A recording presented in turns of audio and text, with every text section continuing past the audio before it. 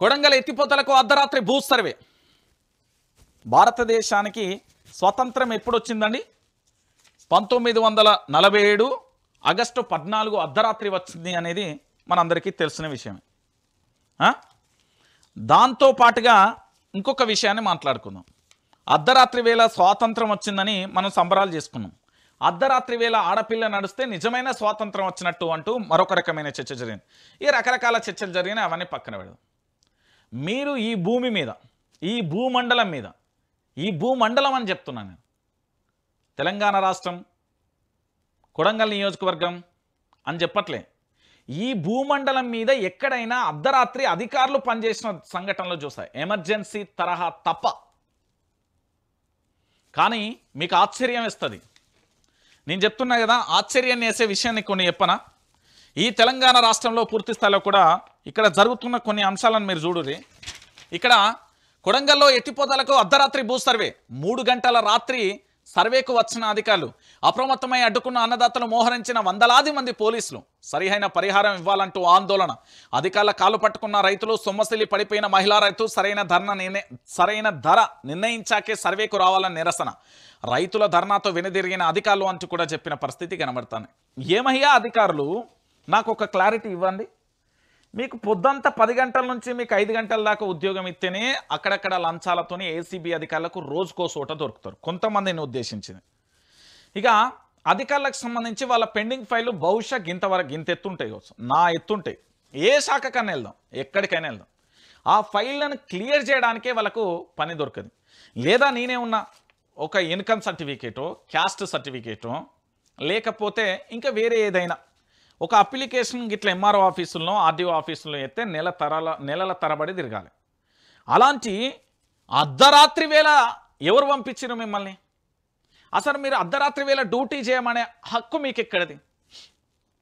అంతగానం కొడంగల్ నియోజకవర్గంలో అర్ధరాత్రి ఏం జరుగుతుంది? ఏం జరుగుతుంది? దీనికి ఏమైనా సమాధానం ఉందా? చూడురి, కొడంగల్ నారాయణపేట ఎత్తిపోతల పథకం కోసం అర్ధరాత్రి వేళ అధికారులు భూ సర్వే చేపట్టారు. శుక్రవారం రాత్రి 3 గంటల ప్రాంతంలో కానుకుర్తిలో సర్వే చేసేందుకు అధికారులు చేరుకున్నారు. దీంతో భూములు కోల్పోతున్న రైతులు అధికారులను అడ్డుకున్నారు. సరైన పరిహారం ప్రకటించిన తర్వాతే సర్వే చేపట్టాలంటూ కూడా డిమాండ్ చేశారు.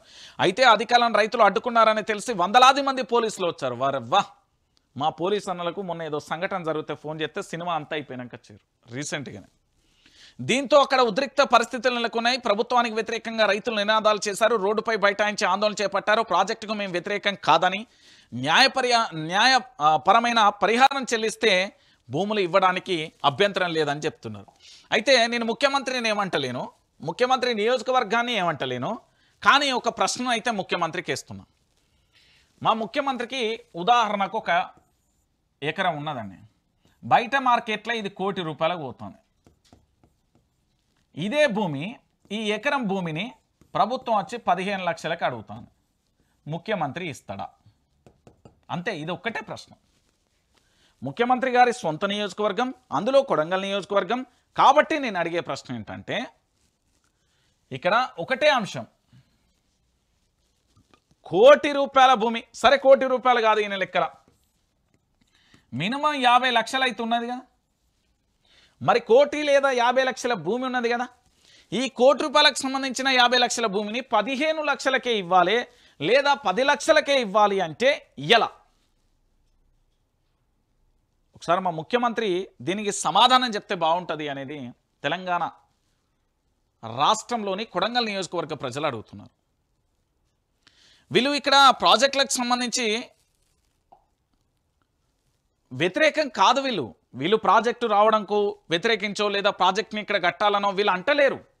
ఇక్కడి ప్రజలు అడిగేది, ఇక్కడి రైతులు అడిగేది ఏంటి అంటే, మార్కెట్లో బయట ధర బ్రహ్మాండంగా ఉన్నది, దాంట్లో మీరు ఒక పావుల వంతు ఇస్తా అంటే ఎట్లా? రూపాయికి రూపాయి ఇవ్వకపోయినా 3 పావులాల వంతన్ని అని అడుగుతున్నారు. వాళ్ళ డిమాండ్ పెద్దగా గొంతెమ్మ కోరికలు కాదు, చాలా సింపుల్గా, చాలా క్లారిటీగా వాళ్ళ హక్కులను వాళ్ళు అడుగుతున్నారు. అంతే, ఆ విషయాన్ని అడిగితే వీళ్ళని పూర్తి స్థాయిలో కూడా నిర్బంధించే ప్రయత్నం చేస్తున్నారు. నిజమండి ఇది. తెలంగాణ రాష్ట్ర వ్యాప్తంగా మనందరం కూడా ఆలోచించాల్సిన విషయం ఏంటంటే, రైతులకు సంబంధించి ఇబ్బంది పెట్టే ప్రయత్నం జరుగుతున్నది.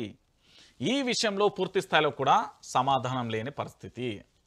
ఇక మరో ఎపిసోడ్ ఎవడి పాలైందిరో తెలంగాణ అనే